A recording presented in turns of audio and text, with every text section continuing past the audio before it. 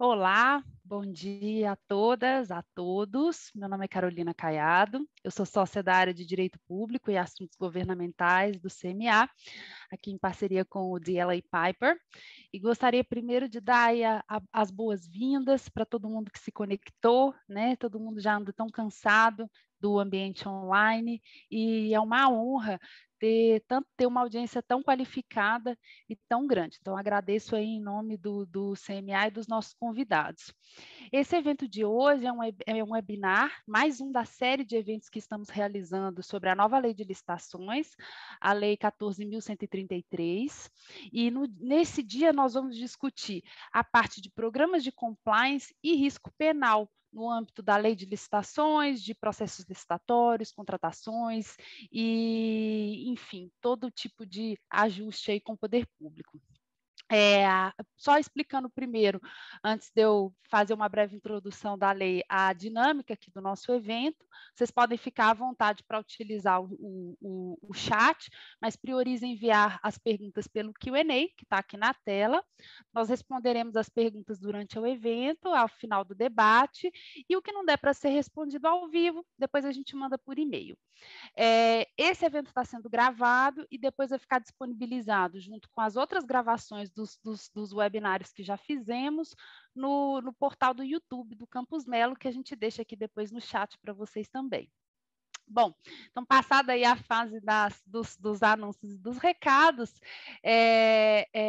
eu gostaria de, antes de passar a palavra para o Ricardo e então para os nossos debatedores, dar uma visão geral sobre essa lei, né? A lei de licitações que todo mundo conhecia era a Lei 8666 de 1993, foi uma lei que foi promulgada numa época de muito revanchismo, logo depois do impeachment do Collor, né? E depois de tantos anos, tantos debates no Congresso, essa lei foi revogada e vai ser, em 2 anos, substituída por essa nova lei aqui que estamos tratando hoje. Por que em 2 anos? É uma lei que muda muito a dinâmica da administração pública.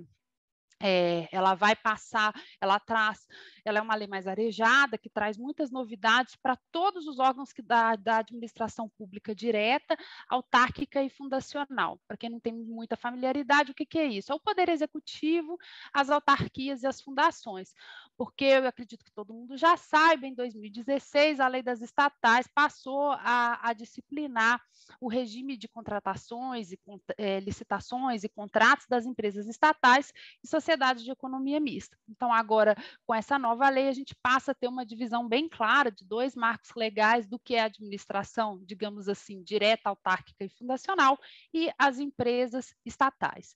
E esses 2 anos de vacatio legis, que a gente chama, né, que é um período em que a lei, entre a publicação e o início da sua vigência, ela espera, né, para entrar em vigor, é justamente para que não só as entidades públicas afetadas, mas para que toda a sociedade, o setor privado, para que todo mundo possa se familiarizar com ela.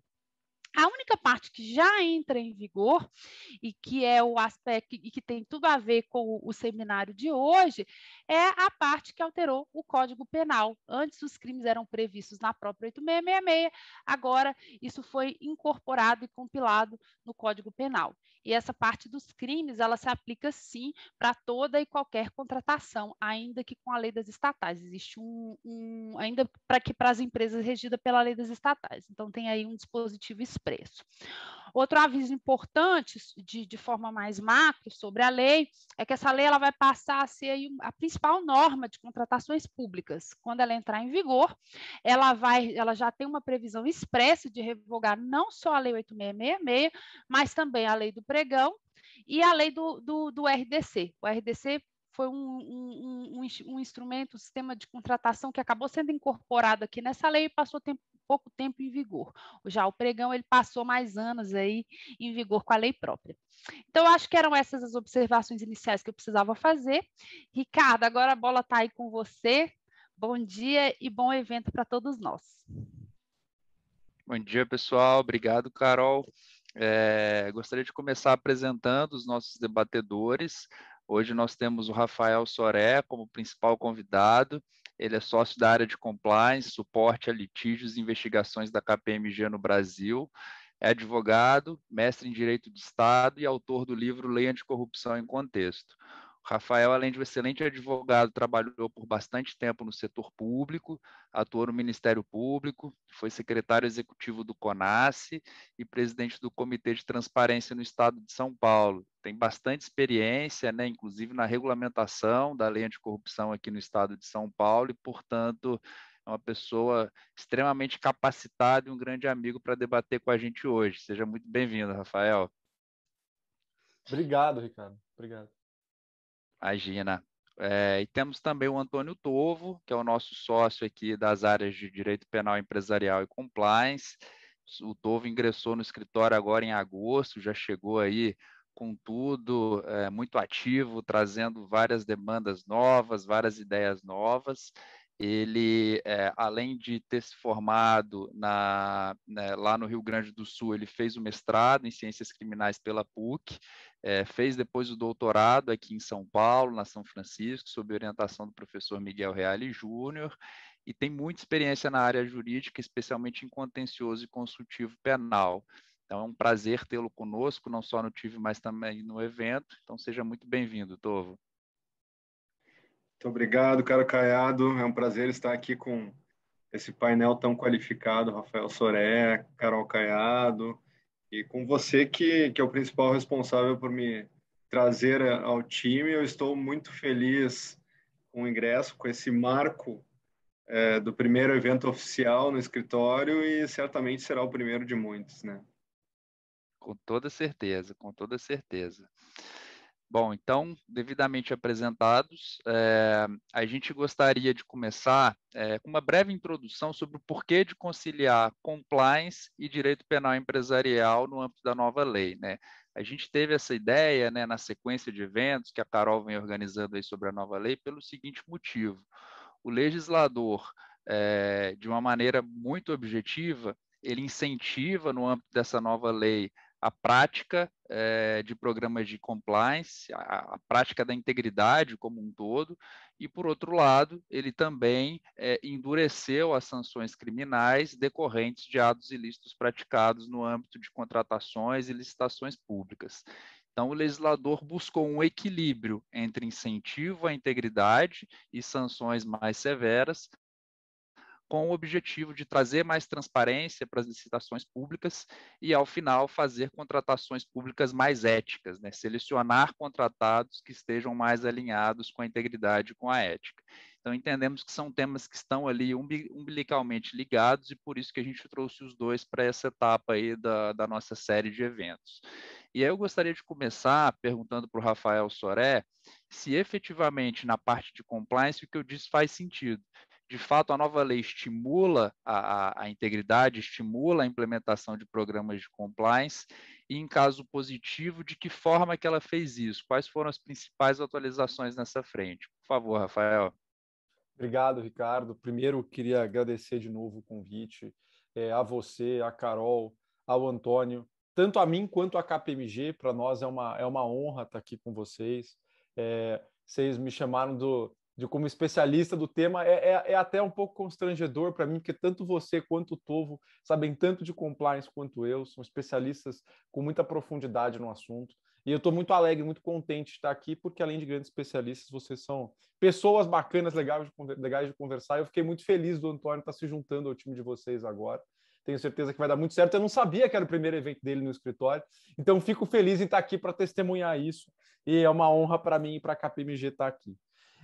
Ricardo, bom, assim, acho que a palavra que você usou é muito boa. A palavra incentivar, eu acho que é o mote de como a legislação tem tratado o programa de integridade no setor corporativo, desde que ela começou a tratar disso, né? Como eu sei que muitas das pessoas que estão aqui batendo esse papo nessa manhã com a gente não são especialistas em compliance, vou começar só fazendo um conceito rápido, né? O que é programa de integridade?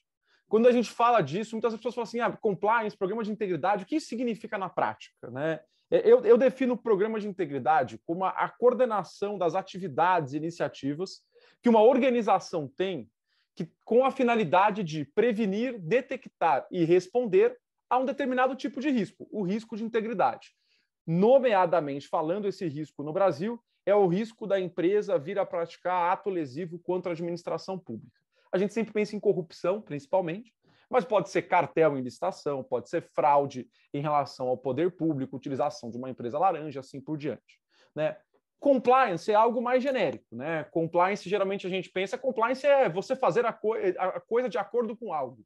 Se a empresa recolhe o INSS certinho, ela está em compliance com a legislação previdenciária, né? O programa de integridade é aquele conjunto de iniciativas que uma organização, no caso uma empresa, faz para conseguir garantir que ela esteja prevenindo, detectando e respondendo aos riscos relacionados, então, à corrupção, sobretudo, e essa interação com a administração pública.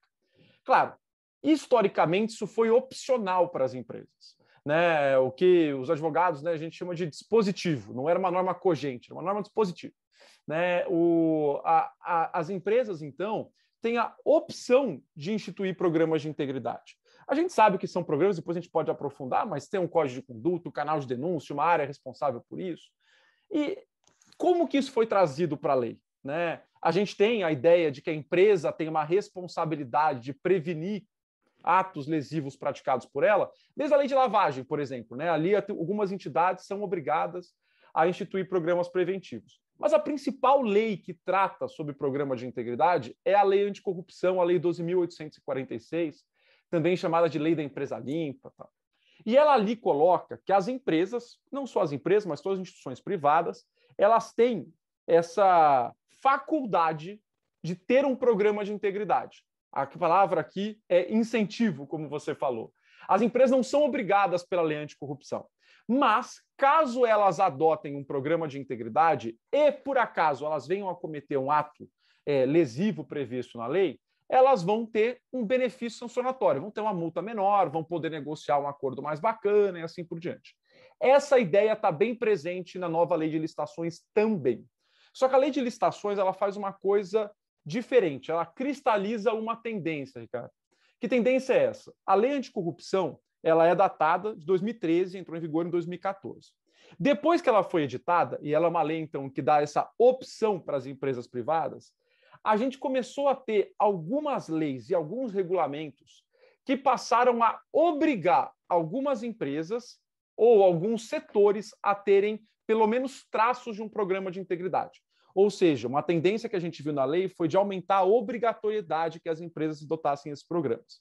Exemplo disso, a lei das estatais, né? As empresas estatais, então, elas têm uma obrigatoriedade de um certo programa de compliance, a regulamentação da CVM com o Comply or Explain lá da resolução 480, a resolução do Banco Central 4595 para as instituições financeiras, né? Então a gente começou a ver alguns setores sendo obrigados a instituir programas de compliance. Depois a gente começou a ver alguns entes federativos colocando leis para que as suas licitações passassem a obrigar que os participantes tivessem programa de compliance.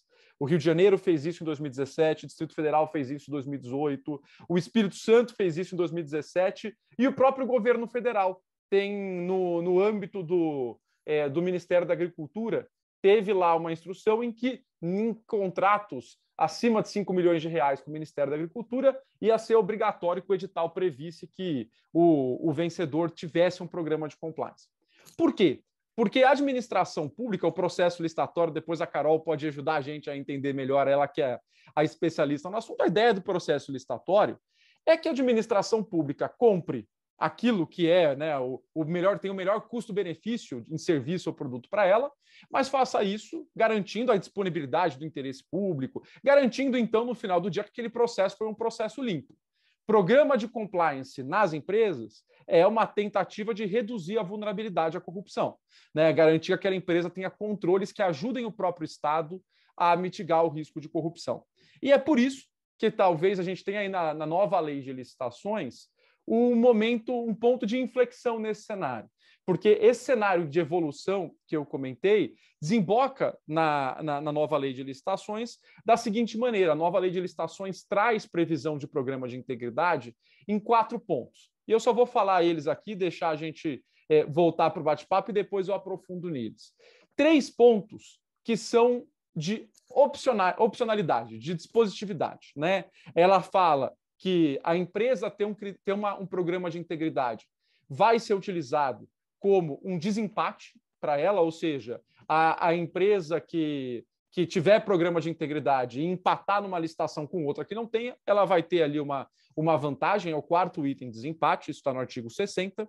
Ela fala que, se a empresa tem um programa de integridade e ela acabar cometendo ali um ato infracional da lei, a sanção administrativa dela vai ter um desconto. É uma lógica parecida com a lei anticorrupção, né? Se você tem um programa de integridade, você fez algo errado, isso vai ser usado na sua dosimetria da pena. E ela também fala que aquela empresa que foi sancionada e aí não pôde participar de licitação, seja porque ela teve, né, a sua idoneidade colocada, seja porque ela foi impedida de licitar por algum motivo, para ela ser reabilitada, uma das condições é que ela demonstre a existência de um programa de integridade. Aqui a lei trabalhou no incentivo. E aí o meu último ponto é onde a lei trabalhou na obrigatoriedade. A lei trouxe no artigo 25, lá no seu parágrafo 4º, ela apontou que nas licitações de grande vulto, e a gente pode falar depois se isso foi bom ou foi ruim, mas então, de acordo com o artigo 6º da lei, são licitações com valor superior a 200 milhões, então licitações grandes mesmo, é obrigatório que o edital traga que a empresa, a licitante vencedora, depois a gente discute esse conceito, vai ter que ter um programa de integridade em até 6 meses da assinatura do contrato. Aqui, então, a lei trouxe aquilo que a gente viu na tendência. É obrigatória para essas empresas, então, que vençam licitações de grande vulto, que elas tenham um programa de compliance. A gente vê aqui, aí eu passo a bola de volta para você, então, que a nova lei de licitações acabou introjetando aquilo que era uma tendência, tanto legislativa nos outros entes federativos, como, né, nas regulamentações setoriais do setor aí, de tentar incentivar programas de integridade nas empresas, também com obrigatoriedade. Perfeito, perfeito. Obrigado, Rafael. E acho que é por aí mesmo, né? Além do incentivo, como você frisou bem, de fato, agora temos aí um novo requisito legal, né, para essas contratações de grande vulto. É um tema difícil que a gente vai voltar a ele. E, enfim, que bom que você fez essa introdução aí excelente sobre o tema. E agora eu gostaria de convidar o Tovo para falar um pouquinho do outro lado da balança que eu introduzi, né? A questão criminal, né? De que forma que a lei foi atualizada na esfera criminal? Quais foram as principais alterações que ocorreram e de que forma que isso pode impactar aquela empresa e os seus representantes que pretendem contratar com a administração pública? Eu acho bastante... Bom, bom dia a todas e todos novamente. Eu acho bastante interessante, Caiado, que quando eu ouço o pessoal de direito público falar da nova lei, eu vejo algumas impressões otimistas, alguns instrumentos que vão tornar mais eficiente. Quando eu vejo o pessoal do penal falar sobre a nova lei, é uma visão absolutamente pessimista, que o que já era complicado na 8666 veio para ficar pior. Então, essa é um pouco da minha perspectiva, fazendo um panorama, né? Porque num evento como esse, que a gente vai abordar alguns tópicos, eu queria evitar cair em tecnicalidades e ficar muito minucioso, dar mais um panorama para aproveitar mais quem está nos acompanhando, que possa compreender melhor o panorama da nova lei. Mas eu penso o seguinte, os problemas da 8666 não foram corrigidos. Então, problemas de tipos muito abertos, normas um pouco confusas, e a gente sabe que, especialmente em se tratando de licitação, ficar na mão da interpretação dos agentes da persecução penal é muito complicado, né? O que significa admitir a licitação, o que significa fora das hipóteses legais, todas as possibilidades de abertura interpretativa são coisas complicadas no momento em que eu tenho o poder penal voltado contra mim, né? Outra coisa que também é preocupante, que me parece inadequado em termos de política criminal, é que fica bastante claro uma iniciativa de agravamento das penas. E um agravamento a ponto de ser mais grave do que condutas como como estelionato, corrupção, delitos com violência física, tem penas altíssimas. Eu tenho penas mínimas aqui de 4 anos. Tem alguns crimes que nós discutíamos quando preparávamos o evento, né? Eu tenho crimes aqui que não vão ser abarcados pelo acordo de não persecução penal, pelo tamanho da sanção criminal que o legislador resolveu colocar. E nós sabemos que, desde Franz von Lis, desde os penalistas do século XVIII, nós sabemos que aumentar penas e endurecer regimes não é uma garantia de intimidação e de prevenção dos crimes. Isso não funciona. Não é aumentando a pena que eu vou ter uma mágica e simplesmente aquele crime vai parar de ocorrer.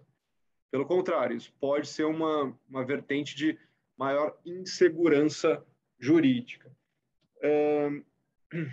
Então, esse é o meu overview da questão. Eu tenho problemas e eu tenho uma preocupação semântica aqui que eu vou brevemente ilustrar e daí depois eu passo para não ficar também muito monótono, a gente deixa mais nesse bate-bola, até porque o convidado principal é o Rafael Soré, né? Estou aqui, eu sou o prata da casa.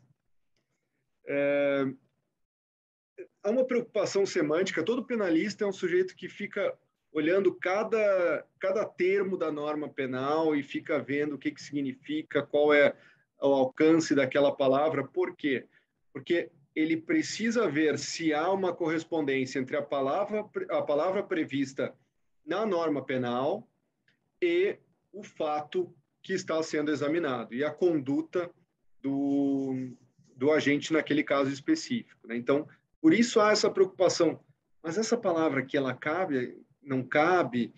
E eu tenho termos aqui que já eram existentes, já eram utilizados na 8666, mas são trágicos, como, por exemplo, o proporcionar a terceiro o ensejo de devassar o sigilo da proposta, que está contido no artigo 337, a linha J.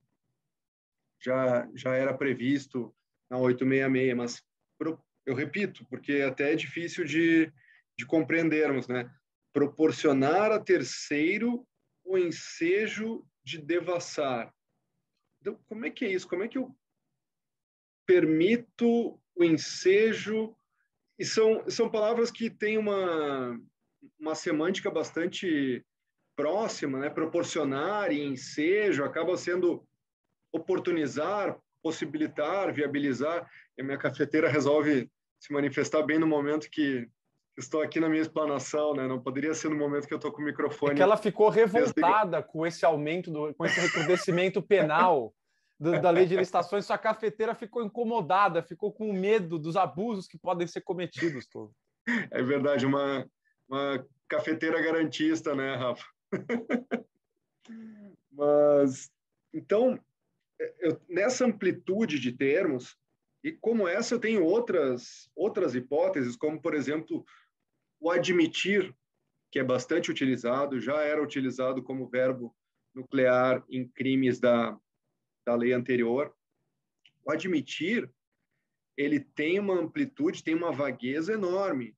Admitir pode ser desde concordar até trazer uma pessoa para o certame, seja uma pessoa inidônea. Ele é utilizado em pelo menos 3 tipos penais da 14133, pelo menos na linha E, H e M do Código Penal.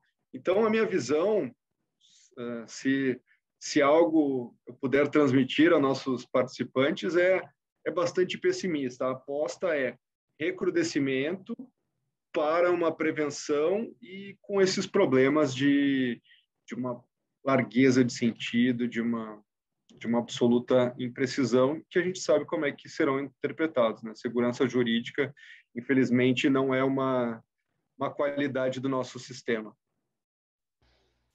Perfeito, perfeito, Tovo. Legal, legal ter essa visão preocupante, né, com relação aí à esfera penal, que tem uma repercussão direta nas pessoas físicas, né, envolvidas. Isso é importante que se diga. A gente fala sempre de responsabilidade penal das pessoas físicas. E, de fato, com relação às penas, né, além dessa vedação ao ANPP, em boa parte dos crimes, né, eu percebo também um aumento das possibilidades das hipóteses de prisão preventiva, por exemplo, regime de cumprimento de pena inicial fechado, né, são todas questões que agravam efetivamente a situação daquele que é acusado de algum crime. Além disso, né, a lei ela proporcionou, do meu ponto de vista, uma sobreposição de sanções também, né? Uma mesma conduta, ela pode configurar corrupção, crime licitatório, ato de improbidade administrativa, violação da lei anticorrupção. Então, de fato, houve aí uma sobreposição extrema, né, de legislações e de possíveis sanções em determinado ato. Isso tudo, talvez voltando ao ponto que você bem colocou, Tovo, da insegurança jurídica, isso tudo eventualmente pode deixar o licitante com receio, né? Será que vale a pena participar de uma licitação, né, em que, por um lado, eu sou obrigado a implementar um programa de integridade, né, dependendo do valor da contratação, e, por outro lado, eu fico extremamente exposto, pelo menos na esfera criminal. Há quem diga que, de fato, esse recrudescimento penal ele pode até afastar bons licitantes com receio aí dessa exposição no âmbito dessa insegurança jurídica. E aí, vou voltar para o Rafael, mas antes eu queria ouvir a Carol, e aí, de repente, a Carol pode falar e depois o Rafael já volta para falar exatamente sobre esse ponto das contratações de grande vulto, Rafael. O que você acha sobre isso? Faz sentido essa obrigatoriedade? Essa obrigatoriedade ela vai resolver a questão dos estados que já haviam imposto, né, esse tipo de obrigação?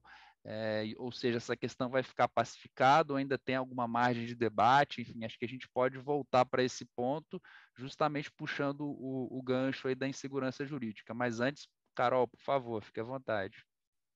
Ricardo, eu queria pedir para você, ou o Tovo, ou o Rafael, só fazer uma linha explicando o que é o ANPP, né, e onde que cabe, que eu confesso que eu não conheço o Instituto Direito, e talvez mais gente possa ter a mesma dúvida.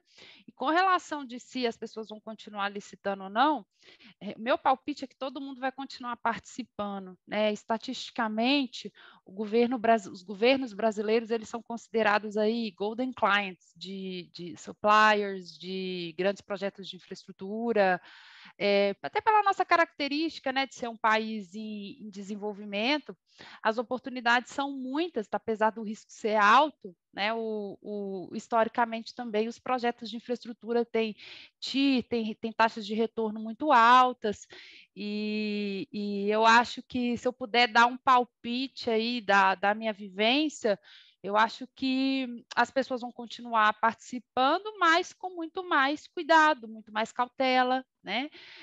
O que eu acho que quem eu acho que pode se afastar sim são investidores estrangeiros, porque aí sim eles já entendem o Brasil como algo muito complicado, e nesse nível de sanção, acho que a coisa pode ficar mais complicada. Era isso que eu queria colocar. Ótimo, acho que a gente pode ir com o Rafael, então depois a gente volta com o Tovo para falar um pouquinho dos ANPPs e também de mais detalhes aí da lei. Legal, até porque com a NPP eu não ia conseguir também explicar, Carol. Eu, como você, né, nem atuo mais como advogado propriamente dito hoje, atuo mais como especialista em compliance. E direito penal não é exatamente a minha casa, estou mais na área de direito público. Que bom que o Ricardo já passou essa bola para o Tovo, senão ia chutar para fora. Gente, acho que assim, putz, a questão do valor tem bastante a ver. A expressão insegurança jurídica, para a parte de compliance, acho que tem aqui o seu grande cerne, cara.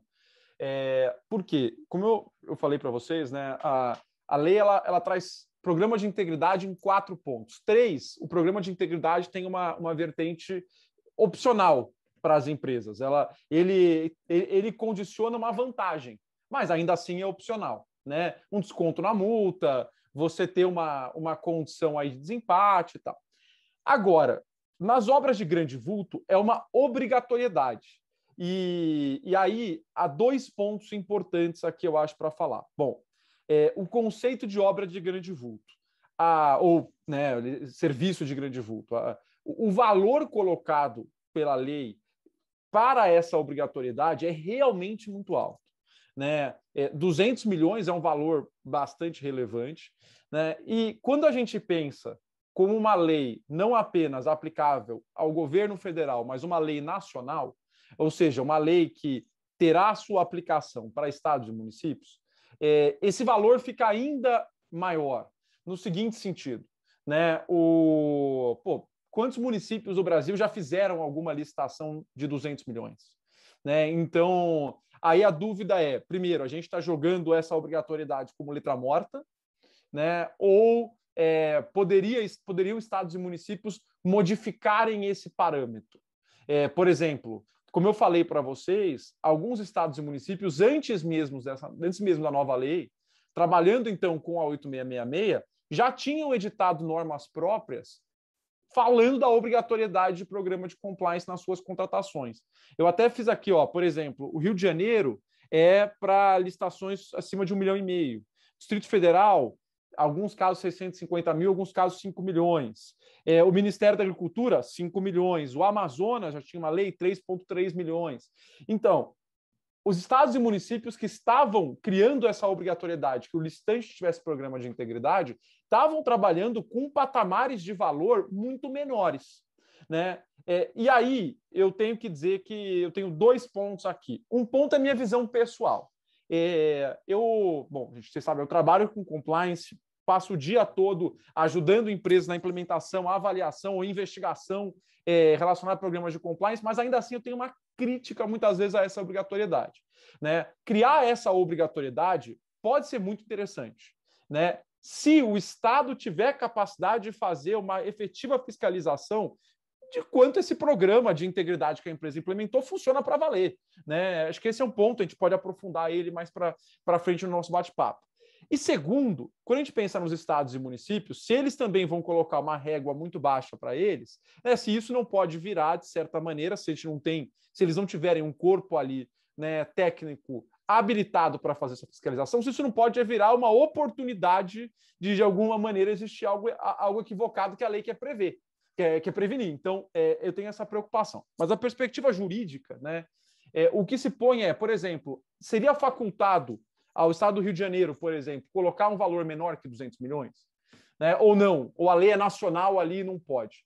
Eu acho, e aí depois a Carol até pode comentar a visão dela, mas eu acho que há um ponto aqui em que a lei acabou dando essa possibilidade por uma coisa.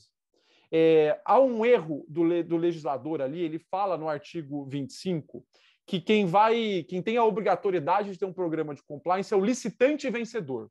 Né? Só que ele coloca como o termo inicial para contar o prazo de 6 meses, para que esse licitante vencedor tenha o programa, a assinatura do contrato. Então, ele não deveria ter usado a palavra licitante, a expressão licitante vencedor. Deveria ter usado a palavra contratado. Então, eu estou entendendo que é o contratado, né? Porque o licitante vencedor que não assinou o contrato nunca começa a contar o prazo dele. Então, o contratado.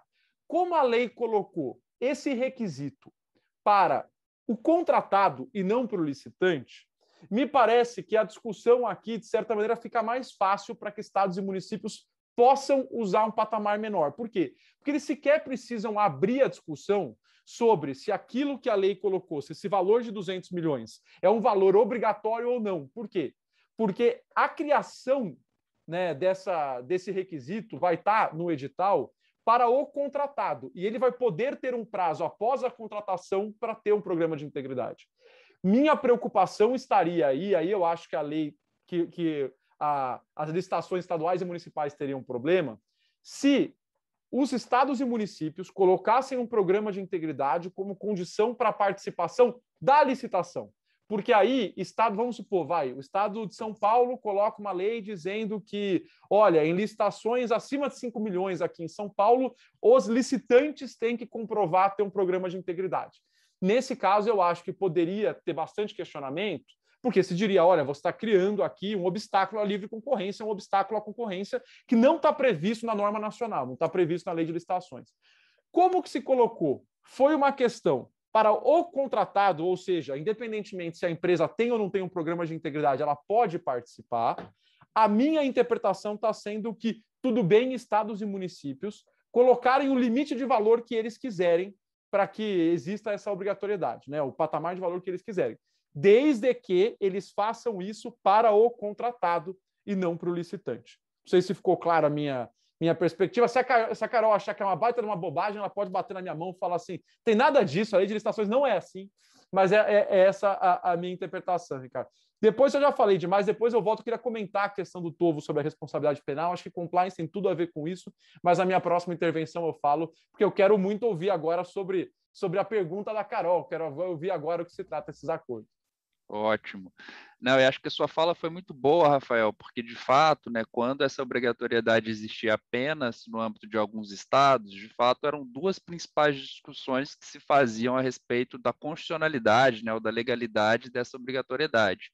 A primeira era um vício formal de iniciativa, né, ou seja, os estados legislando sobre uma matéria cuja competência pertence à União.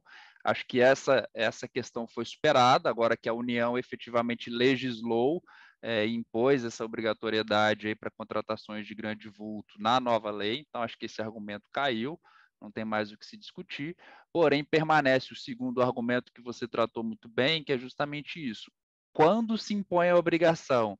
É após a contratação, dentro de um prazo razoável, e aí acho que vale a pena a gente discutir se 6 meses é um prazo razoável para a implementação de um programa efetivo, ou não, como uma condição para participação da licitação. E aí me parece que, como condição de participação, de fato, quem quiser seguir por esse caminho vai continuar sujeito aí a arguições e questionamentos de constitucionalidade, porque efetivamente gera uma barreira aí, né, a participação e a livre concorrência, porém como uma imposição, uma obrigatoriedade após a assinatura do contrato, me parece que não tem aí tanta força, né, qualquer questionamento de inconstitucionalidade, mas acho que a Carol pode comentar depois também. Voltando para o Tovo, então, Tovo, com relação, acho que os ANPPs é legal a gente fazer um overview, e se você também puder pincelar os principais crimes, né, o que mudou, a própria interpretação que se dava a 8666, será que ela vai continuar agora aos novos crimes, ou vai ter uma mudança de interpretação? E também um ponto que eu acho que é importante, né? A Carol falou que os crimes já estão em vigor, né? Eles estão previstos lá no novo capítulo do Código Penal. Mas a parte administrativa da lei não, né? Ela vai entrar em vigor em 2 anos. Né? E vários dos crimes, eles dependem de um acessório administrativo, né? Aquilo que a gente chama de acessoriedade administrativa. Né? Os tipos penais remetem a conceitos e fatos efetivos, né, da esfera administrativa para que se componha ali a figura típica, né, o crime efetivamente dito. Como que isso vai ser compatibilizado, né, nesse período em que a esfera administrativa ainda não está em vigor? Né? Se você puder discorrer um pouco sobre isso, eu acho que vai ser interessante. Claro que sim, então deixa eu ponto a ponto aqui. Sobre o ANPP, muito bem colocado, Carol, de vez em quando a gente fala e nem se dá conta de explicar sobre o que está falando. Mas o nosso sistema penal ele vem passando por uma mudança muito grande nos últimos 20 anos. Ele está arrumando a uma formatação mais similar ao sistema anglo-saxão. Então, ele, aos poucos, tem adotado mais medidas de justiça penal consensual. Isso inicia com a Lei 9.099 de 95, quando se adota transação penal, quando se adota a suspensão condicional do processo. Nós tivemos ali no início dos anos 2010 a colaboração premiada, que foi largamente utilizada na Operação Lava Jato, foi o grande tubo de ensaio da colaboração premiada. E agora, no pacote anticrime, aprovado em 2019, nós tivemos a criação desse acordo de não persecução penal, que é muito próximo da figura que existe no sistema de common law de plea bargain, que nós temos uma negociação a partir de uma confissão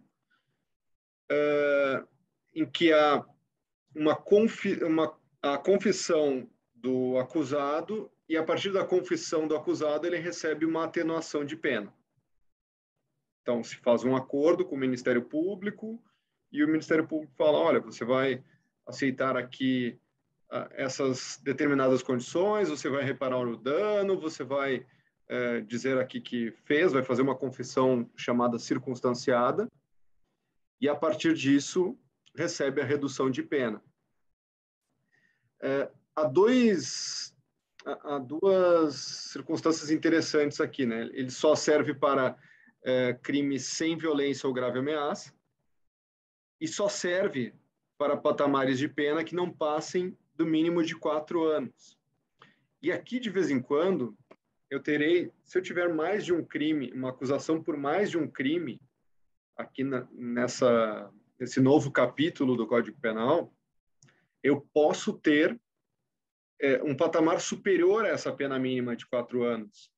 E assim, eu não terei direito ao acordo de não persecução penal, que vem exatamente com uma perspectiva de desafogar o judiciário, diminuir a litigiosidade, etc., num campo que poderia ser amplamente utilizado, né, que é um campo do direito penal econômico, aqui o direito penal das licitações. Infelizmente, foi algo que não se atentou o legislador. Sobre outras condutas criminais, né, Caiado? Eu aqui ressaltaria, tem muita coisa que foi mantida como já estava na Lei 8666, mas tem uma conduta que é especialmente interessante, que é a contratação indevida, que é o 337G. O que criminaliza esse 337G? Basicamente, seria uma forma de advocacia administrativa para que a pessoa contratasse com o poder público. Com essas questões que eu já tinha comentado, de problemas de redação, problemas de técnica jurídica na criação dessas normas penais, há uma confusão, não se entende direito que tipo de interesse se está patrocinando. E daí o tipo fica assim: patrocinar direto ou indiretamente interesse privado perante a administração pública, dando causa à instauração de licitação ou à celebração de contrato cuja invalidação vier a ser decretada pelo Poder Judiciário. Então, em nenhum momento eu tenho a declaração nesse tipo penal de que esse interesse que se está patrocinando é um interesse ilícito. Pode haver um interesse lícito sendo patrocinado. Então, digamos, eu aproximo, eu faço a intermediação de determinado licitante com o poder público e a partir disso, ele faz o contrato e esse contrato é anulado pela formalidade XYZ. Apenas por mera irregularidade no contrato. A pessoa que fez a intermediação, ela pode ser responsabilizada por essa condicionante que o contrato foi anulado posteriormente.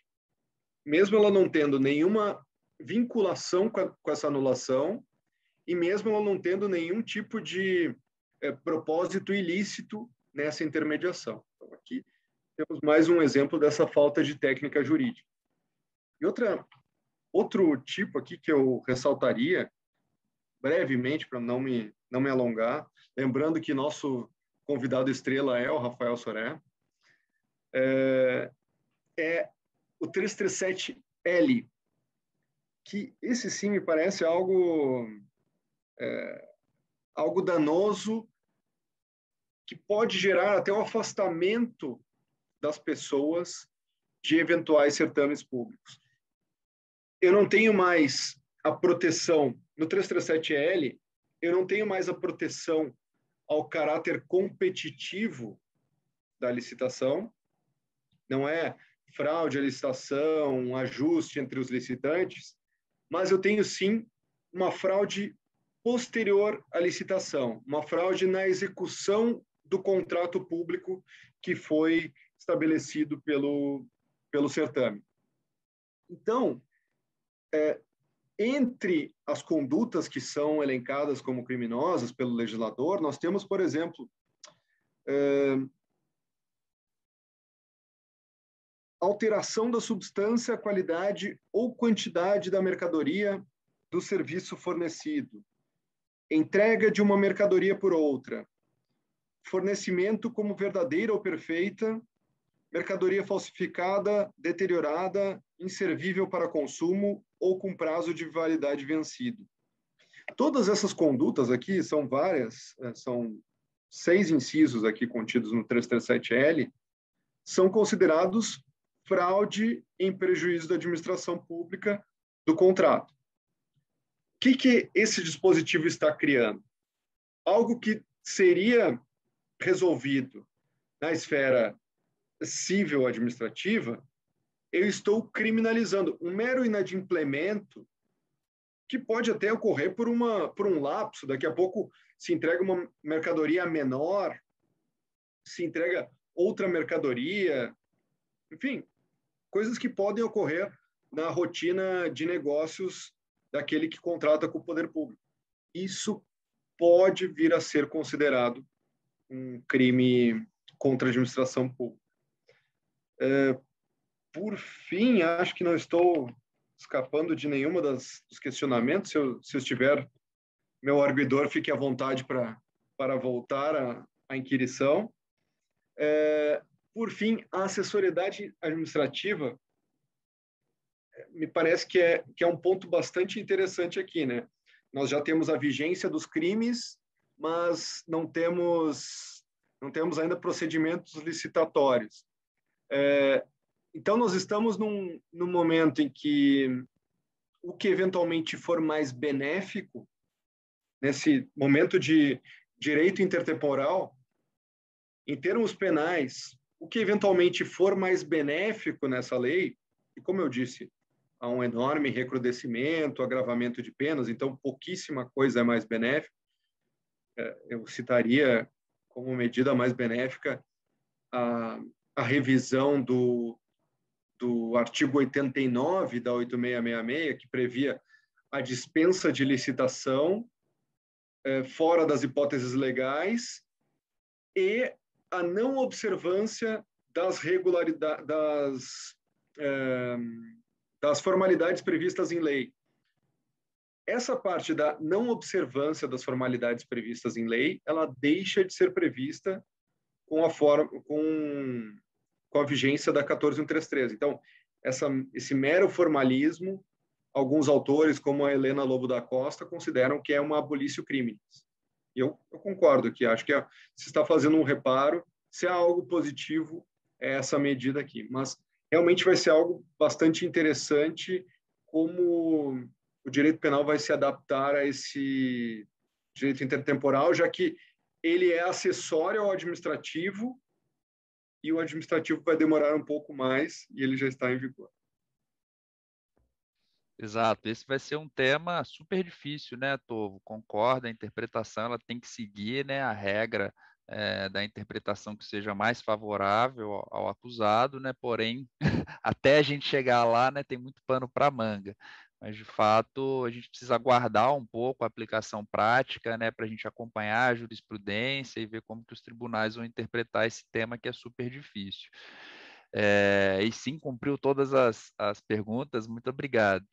Acho que a gente pode voltar agora, como temos aí 11 minutos para acabar o evento, a gente pode voltar aí com as últimas intervenções de cada um dos debatedores. Primeiro com o Rafael, para a gente discutir um pouco e talvez estressar essa questão dos programas de compliance na nova lei, com relação ao prazo de implementação. Pela sua prática experiência, Rafael, esse prazo de 6 meses ele é razoável, né? Algo que é factível, né? Para que uma empresa implemente um programa do zero, e também a forma como esse programa vai ser avaliado, né? Acho que essa é uma pergunta fácil, você vai responder tranquilamente, mas enfim, qual é a métrica que a gente precisa implementar ou que a administração pública vai implementar para avaliar um programa de compliance efetivo? E aí, depois que o Rafael endereçar esses pontos, eu gostaria de pedir para o Tovo fazer uma análise para a gente se um programa de compliance efetivo pode mitigar essa responsabilização penal que a gente discutiu aqui, que é mais rigorosa, gera uma insegurança jurídica. Será que o programa de compliance pode ajudar não apenas a empresa, mas também um diretor, um representante legal que efetivamente fique exposto à responsabilização criminal? Acho que a gente pode caminhar para o final com esses pontos, por favor. Boa, Ricardo. Bom, acho que essa é a pergunta mais importante da lei, né? Eu sempre converso com as pessoas que as leis não são fim em si mesmos, né? Eu trabalho com a KPMG, é uma empresa formada predominantemente por não advogados. Então, eu geralmente converso com as pessoas e reconheço que os advogados muitas vezes são fetichistas com a lei. Eles acham que a lei muda o mundo, ela resolve as coisas. E não é a ideia, né? Não é assim. A lei é um elemento de mudança, mas ela não muda o mundo sozinho. Acho que tem muito mérito na ideia da legislação, que começou lá com a lei anticorrupção e vem até agora, de tentar induzir a adoção de programas de integridade. Ou seja, de tentar fazer com que cada vez mais as próprias empresas se preocupem em fazer negócios do jeito correto. Agora, para isso ser eficiente, para isso dar certo, né, nada adianta a empresa fazer um programa para inglês ver. Ou seja, fazer um programa de integridade que a gente chama, né, na doutrina do compliance de programa de papel, programa de prateleira, tem 1000 nomes. Mas, na verdade, é o famoso programa para inglês ver, aquele programa que não é desenhado para funcionar na prática, né? E acho que aí está a grande preocupação, Ricardo. O que me preocupa um pouco na lei é que ela incentiva que várias empresas falam, tá bom, vou fazer um programa de integridade. O que tem um programa de integridade? Tem código de conduta. Tá bom, tá aqui. Pega um na internet, dá um Ctrl F e muda o nome. Tem política anticorrupção. Tá bom, né? E você efetivamente não implemente a cultura e os controles efetivamente necessários para que esse programa sirva a sua finalidade, que é efetivamente prevenir os riscos, né? Então, acho que tem um desafio aqui para empresas e para o setor público. O desafio para o setor público, que vai fiscalizar o cumprimento, então, das contratadas, da existência de um programa de integridade, é conseguir avaliar esses programas não apenas na sua dimensão formal, mas também na sua dimensão material. A CGU tem um guia, recomendo aqui para quem quiser se aprofundar mais, que é o guia de avaliação de programas de integridade, tem toda uma metodologia, acho que é bacana ali, vale a pena olhar. Quem quer se aprofundar mais, o guia da CGU é legal. E os Estados Unidos, que tem uma vanguarda nesse assunto, o Departamento de Justiça lá, tem 2 guias que eu acho bacanas, né? O guia que é o Sentencing Guidelines e o manual prático, o guia da CGU é manual prático de aplicação de programas de compliance. O Sentencing Guidelines e o FCPA Resource Guide. Eles listam que autoridade considera um bom programa de compliance. E aí eu respondo a parte inicial da sua pergunta, amigo. 6 meses é suficiente para implementar um programa? Bom, depende qual programa. Para um programa de papel, 6 horas você implementa. Você coloca, né, dá um Ctrl F, acha os documentos, cria um e-mail que chama de canal de denúncia, @empresatal.com.br, né, nomeia um funcionário que já está lá como compliance officer, pronto. Né, não é essa a ideia. Para você implementar um programa de compliance efetivo, você vai precisar efetivamente trabalhar um pouco mais nisso. 6 meses dá? É desafiador, né? A gente já trabalhou na implementação de programas em 6 meses, mas a minha recomendação para que o programa efetivamente funcione é que, se a empresa, então, vai participar de um processo licitatório, ela já comece até antes. O guia americano, eu vi que o Gerson perguntou aqui, eu coloco para você por escrito, Gerson, o nome. O guia americano, ele dá 3 princípios de um bom programa de compliance. Se o programa é bem estruturado, se o programa tem recursos para funcionar bem. Quantas vezes eu já fui numa empresa e falo, a gente tem um programa de compliance maravilhoso. Para quanto você investe por ano no programa de compliance? Não tem orçamento. A gente não tem orçamento, a gente, né, o programa faz tudo sozinho, o pessoal aqui, eu contratei um estagiário, é ele que toca.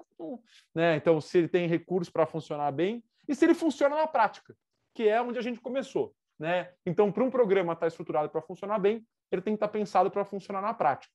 E aí, eu passo a bola de volta para o Tovo, porque um dos pontos que eu sempre converso com os meus clientes, Tovo, é sobre como o programa de compliance, o programa de integridade, pode ajudar não apenas a empresa, né, na sua defesa, naqueles pontos de incentivo, mas também os seus executivos a se livrar das ideias de teoria da cegueira deliberada, de objetivação da responsabilidade penal, né, e teoria do domínio do fato, para demonstrar que eles tentaram o quanto poderiam impedir aquele resultado danoso. Mas para isso, gente, de qualquer maneira, eu acho o seguinte, para que esse programa tenha o condão, seja de criar prova para a empresa, seja de prevenir o fenômeno da corrupção, que é o que a lei quer no final do dia, não adianta esse programa ser um checklist. Esse programa tem que efetivamente ser desenhado para funcionar.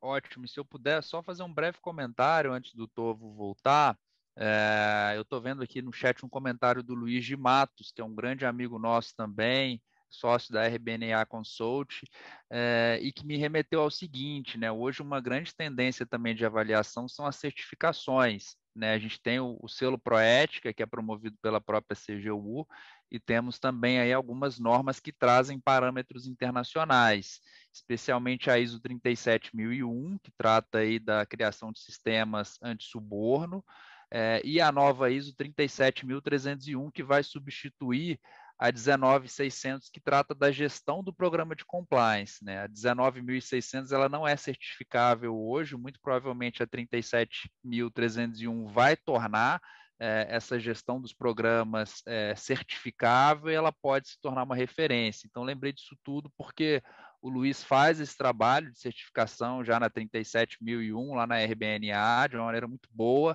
já está atento aí à tradução e tropicalização da nova 37301, então acho que é um tema que vale a pena a gente ficar atento também. É isso, Tovo, com você.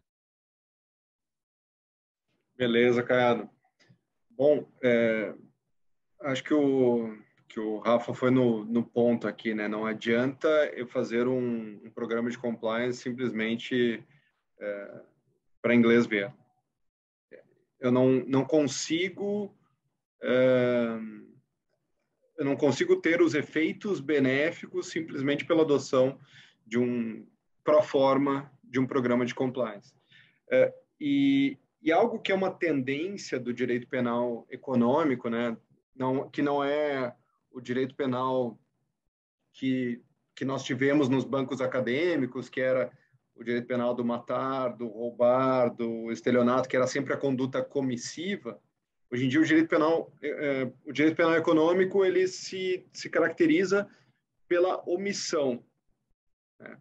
Então, como eu reduzo ao máximo o risco de responsabilidade por omissão, ainda mais, como disse bem o Rafael, tendo aí as teorias do domínio do fato, as teorias da cegueira deliberada, que são tão mal compreendidas, mas largamente utilizadas, né? Ninguém lê o que diz o Roxin, mas aplica a torta e a direito a teoria do domínio do fato. Então,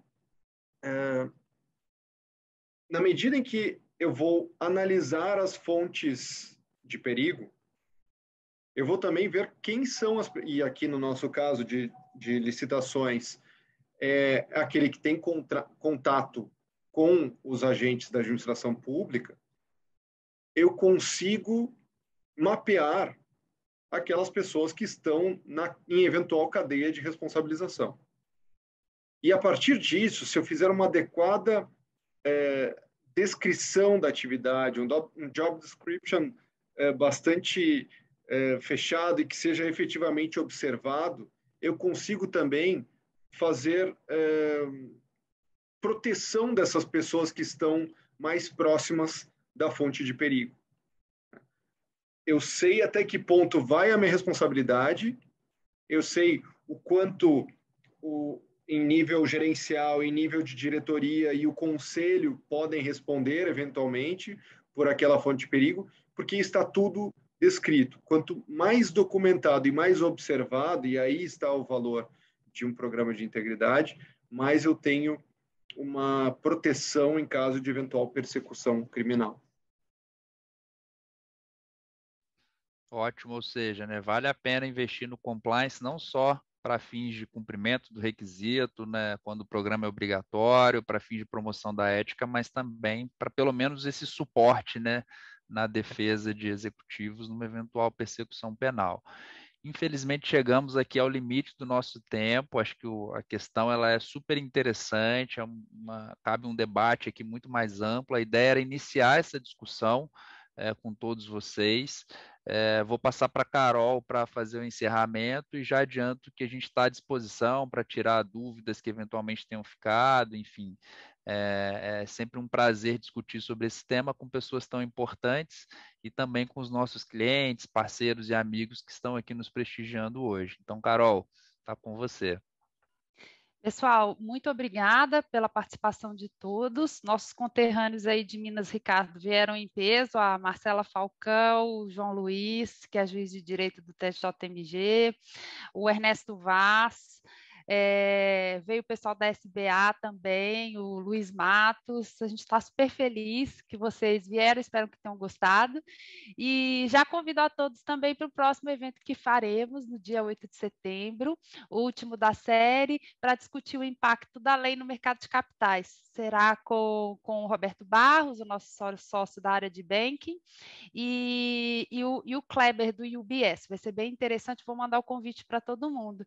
Caso vocês tenham outras questões, outras dúvidas que a gente não tenha conseguido colocar aqui, fiquem à vontade para nos conectar por e-mail, LinkedIn, Instagram, do jeito que vocês quiserem. E, Rafa, foi um prazer te conhecer, não te conhecia antes, mas parece que eu já te conheço há um tempão. Obrigada, Tovo e Ricardo, aí foi muito legal. Um beijo a todos e ótima semana para todo mundo. Obrigado, gente. Um abraço para todos. Bom dia. Valeu, gente. Bom dia, bom trabalho.